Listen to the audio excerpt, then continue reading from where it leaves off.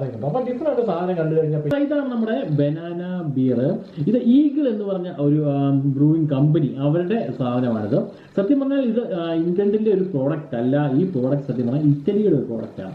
എന്താണെങ്കിലും അവർ പടം തന്നെ കാണിച്ചേക്കുന്നത് നിങ്ങൾക്ക് കണ്ടോ, നല്ല രസമല്ലേ?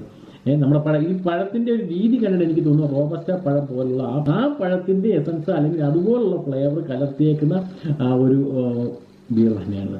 ഓക്കെ, അപ്പൊ ഇതാണ് ഇതിന്റെ ഡീറ്റെയിൽസ്, പുറത്തു നിന്നുള്ള ഡീറ്റെയിൽസ്. ബാക്കി ഡീറ്റെയിൽസ് ഇവിടെ കൊടുത്തിട്ടുണ്ട്. ഇവിടെ മെയിൻ കണ്ടന്റുകൾ ഇവിടെ എഴുതിയിട്ടുണ്ട്. ഇതെന്ന് പറഞ്ഞു കഴിഞ്ഞാൽ ഇതിൻ്റെ അത് ബാർലി ഇറങ്ങിയിട്ടുണ്ട്. സ്വാഭാവികമായിട്ടും ബിയറിനകത്ത് ഇറങ്ങിയ ബാർലി, ബാക്കിയുള്ള കണ്ടന്റുകളെല്ലാം ഹോപ്സ്, അങ്ങനെയുള്ള കണ്ടന്റുകളെല്ലാം. അല്ലാതെ ഹോപ്സ് എന്ന് പറഞ്ഞാൽ ബിയറിന്റെ ഒരു പ്രത്യേക ടിപ്പിക്കൽ ടേസ്റ്റ് വരാൻ വേണ്ടി ഉപയോഗിക്കുന്നതാണ് ഹോപ്സ് എന്ന് പറഞ്ഞാൽ. അതെല്ലാം മിക്ക ബിയറിലും ഉപയോഗിക്കുന്ന സാധനം തന്നെയാണ്. അതുകൂടാതെയാണ് ഈ ബനാന ഫ്ലേവർ എന്ന് പറയുന്നത്.